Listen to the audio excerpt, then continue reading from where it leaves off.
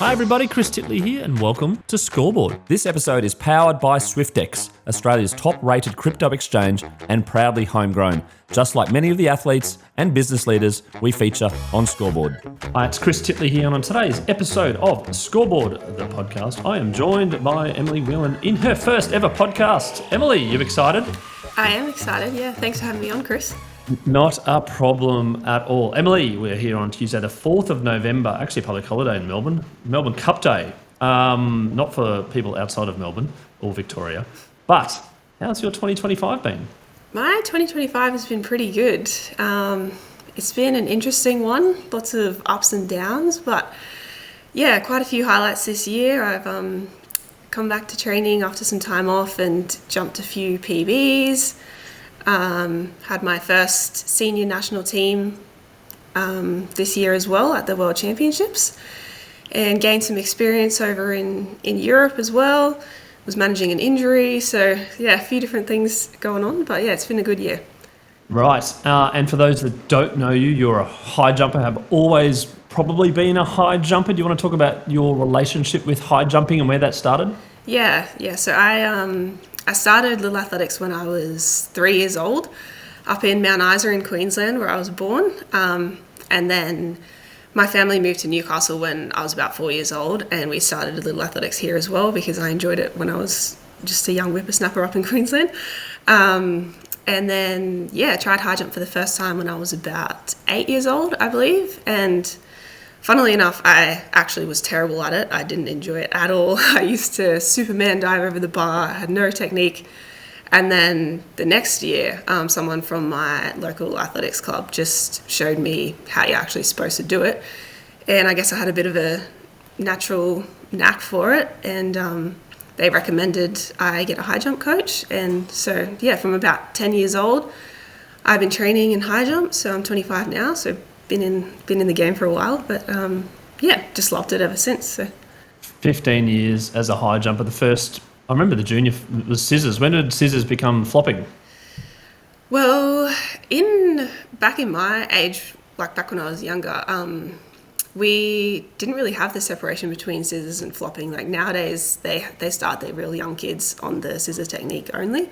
But yeah, I really only started with flopping, did a few scissors in training with my first coach, but yeah, I never competed in the scissor technique or anything. There you go. Just the flop. There you go. What is about high jumping that you like and you love the most? Or do you love it, actually? That's the first question.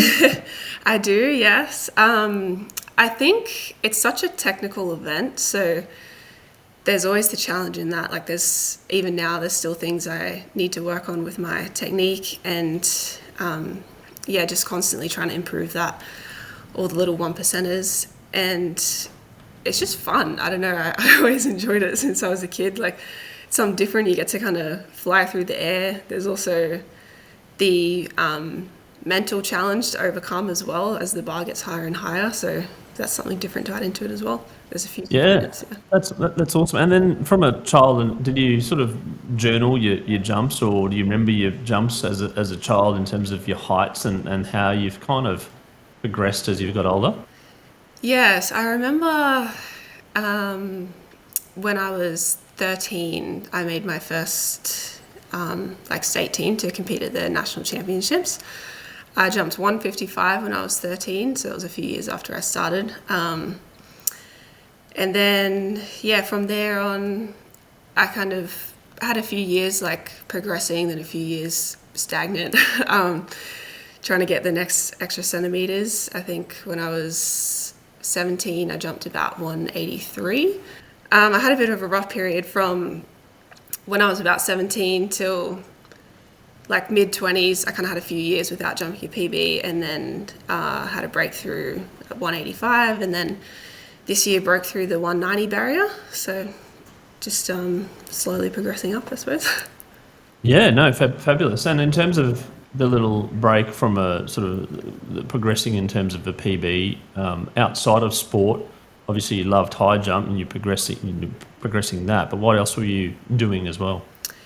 Yeah, so obviously I was at school when I was at school age, and then when I finished school, I went on to study medical engineering at Newcastle University. That took me about 6 years to do that degree, I think, because in the end I was doing part-time uni while managing training and also a part-time job.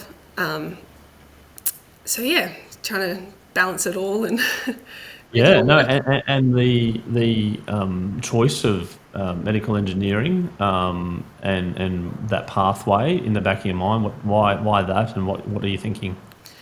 Yeah, I suppose through school I was always interested in science and like the medical side of things. So I really find how the human body works interesting.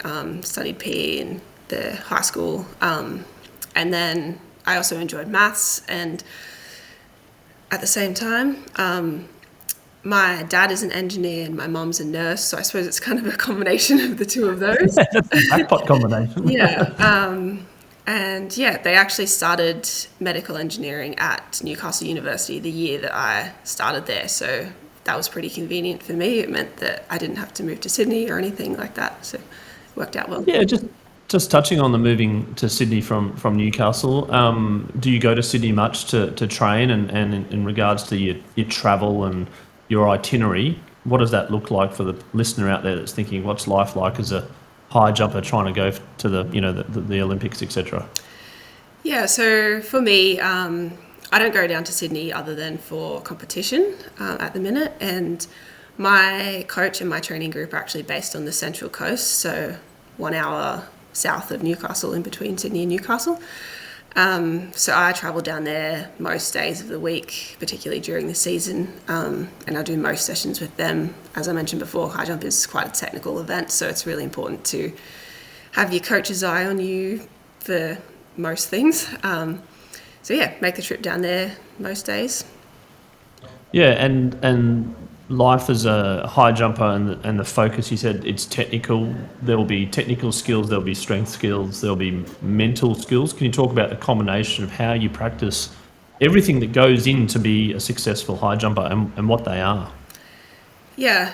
So we actually only do high jump once a week, which surprises most people. That's during the season, and during our off season we actually don't jump at all. So we'll have a few months where we don't do high jump at all, just because it's so taxing on your body, and also your mind as well. Like it's takes a lot of nervous energy, I guess, to actually jump the bar. So we give ourselves a good break from jumping during the off season, and yeah, we'll only jump once a week during the competition season. And other than that, we do a couple of gym sessions a week, and our gym is very power based. So we do a lot of powerlifting, like hang cleans and clean and jerks. And then we've also got the strength side as well, where we do squats and deadlifts and those kind of things. So it's a good combination of strength and power in the gym. And then to get our power developed in the actual kind of like takeoff area, we do a lot of plyometrics as well. So that's where we get a lot of our contacts in, even though we're not actually jumping. So things like hops and bounds and all that kind of stuff is a big component of our training. So we can progress from doing that on the soft sand at the beach, actually, onto the grass and then onto the athletics track as well, which is good because it works all the little muscles in your feet and your ankles and everything, as well as just like a bit of injury prevention, so you're not constantly on the hard track surface all the time. A lot of athletes talk about the importance of recovery. Can you talk about your instances with recovery, what you do for recovery? There must be technology these days that are changing by the day. Yeah, we don't really use too much technology. I think my coach has got a great setup at his house. He's got an ice bath and a spa bath there for us. So we do hot, cold recovery after our gym sessions, which are actually at his place as well. He runs a gym out of his house. So we do that a few times a week. And then other than that, really just going down to the beach, chucking your legs in the ocean, stretching, rolling, all the normal things. Yeah. Yeah, and now you're on your first podcast, and I appreciate you coming on to Scoreboard for that. I'm curious as to know how important it is for you to build your personal brand while you're competing, the role of social media, the role of followers and a community building around you, a team around you to support you for your goals, and some of the barriers it is to be a high jumper chasing Olympic glory. Yeah, I mean, for me, building my brand is something I've only really started to look in recently. Before that, I'm not really much of a social media person, but I'm trying to expand that and grow it. It's actually through the Aussie Athlete Fund's $1 million challenge that I've learned about building your brand and trying to tell your story and get yourself out there. So that's what I'm currently working on, actually. I've got to work hard on social media and expanding my network, building connections, that kind of thing. So it's definitely important because being an individual sport and athletics itself is not particularly well funded compared to, your top level sports like basketball or soccer or whatever. In our sport, kind of being able to represent yourself is really important in terms of sponsorships and things like that. So. And what can people do to help in regards to following your journey, supporting your journey where they can? Yeah, so I have a fundraising page that I've been running to accept donations from people and companies as well who want to support me on my journey, which I can share around. Other than that, reaching out to me, saying hello, I can tell you about my story. We can connect, work out how maybe we can help each other, or even just following me on my social media will allow me to grow my audience, and then that becomes attractive to companies that want sponsorship and things like that. So amazing, that's brilliant. Emilly, I've heard this a lot through a number of athletes, past and present, in regards to trusting the process and being the best version of yourself. And look, if you're the best version of yourself and you give everything and you hit the bar and you come wherever, it's, fulfilling for you to do that, and the results sometimes can be a little bit out of your hands. I'm curious to know your process, how you trust your process. Are you flying in the dark a little bit when you're trusting your process, or are you comfortable with your process?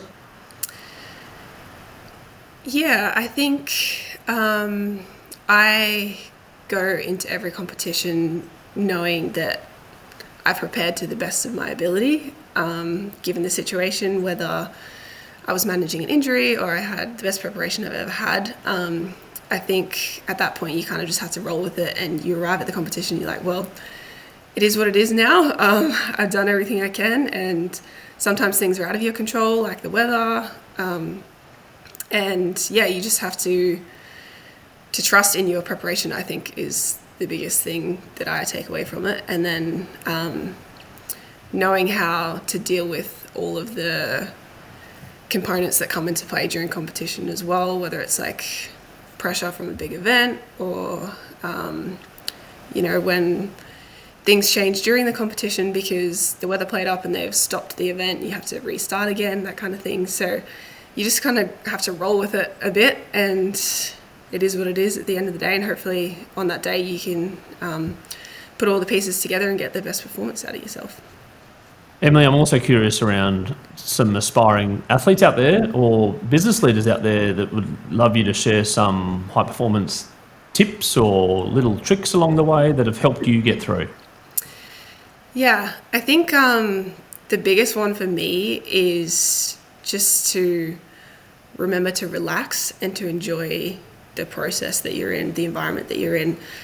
Like whether you're an athlete or you're a business person, like doing a keynote speech or something, you never know when these kind of opportunities might come around. So you really have to try and make the most of it. And these kind of things can be nerve-wracking, but I'd say to anyone in those circumstances, just try and soak it all in, and remember to breathe.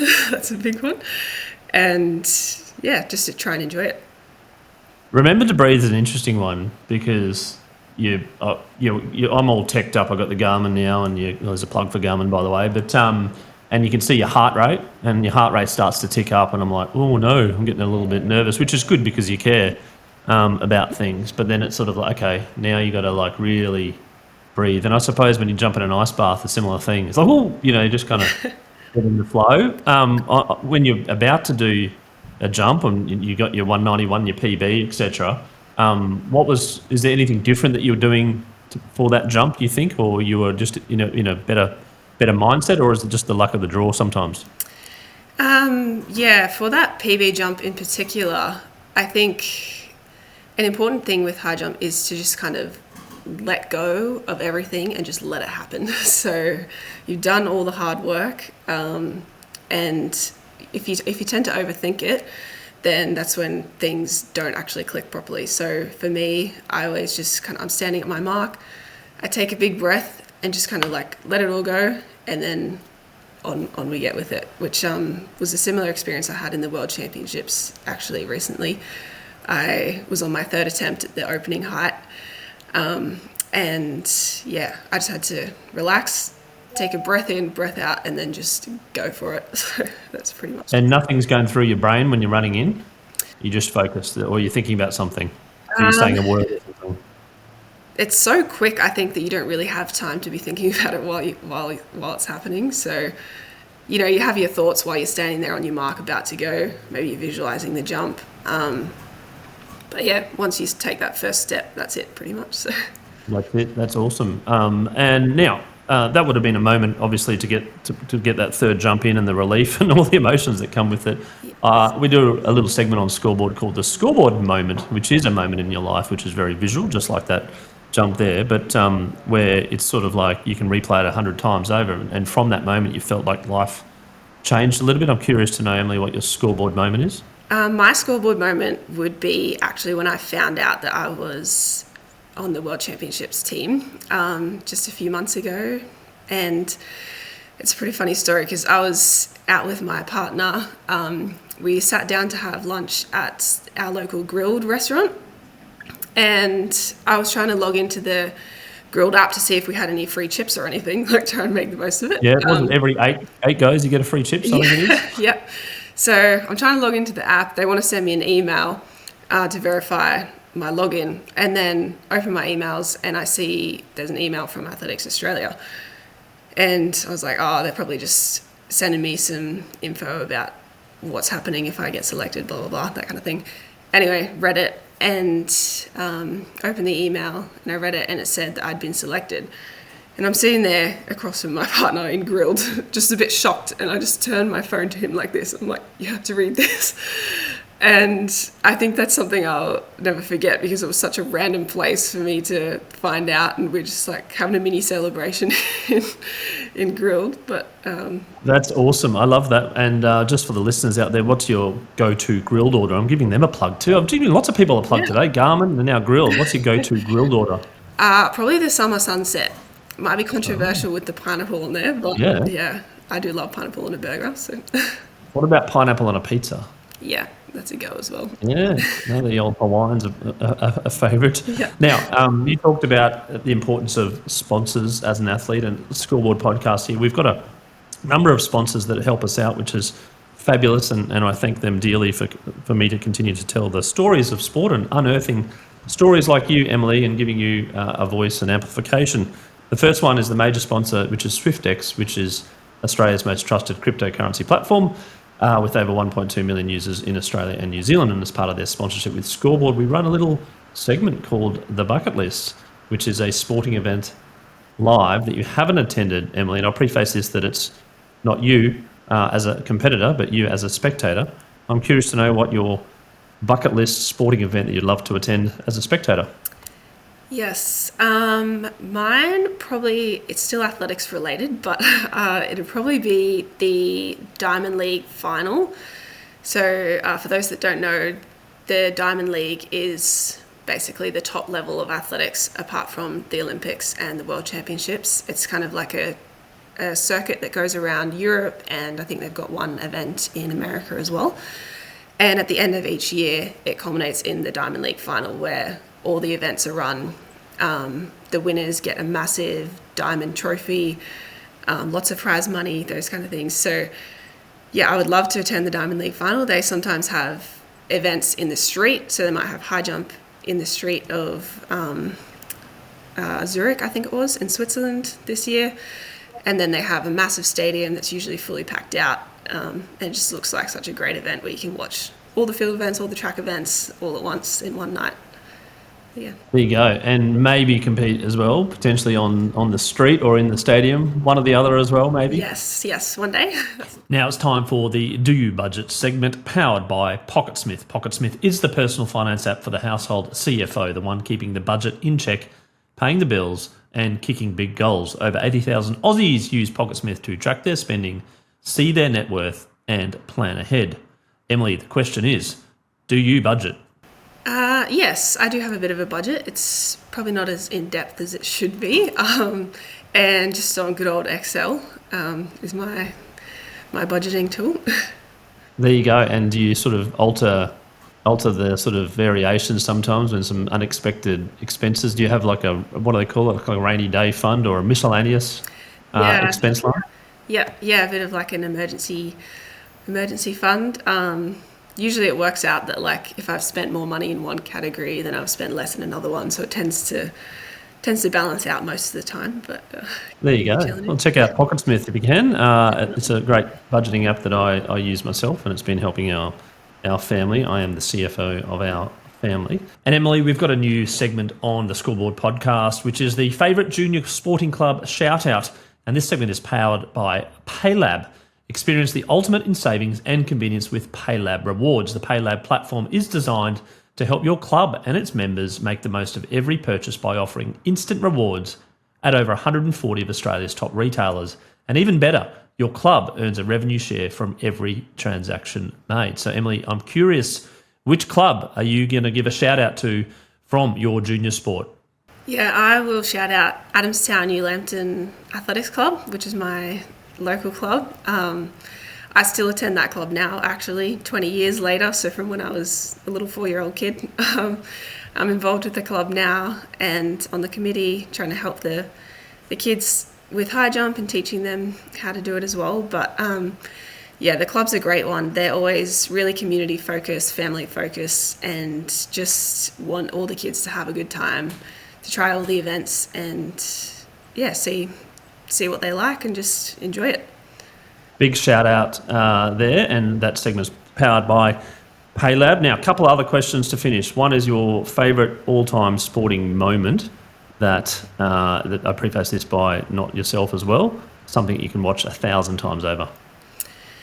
Yes, that would be watching my friend and my training partner, Nicola Olisagas, win the World Championships this year in Tokyo. So I was lucky enough to actually be there live, and we got to celebrate with her afterwards.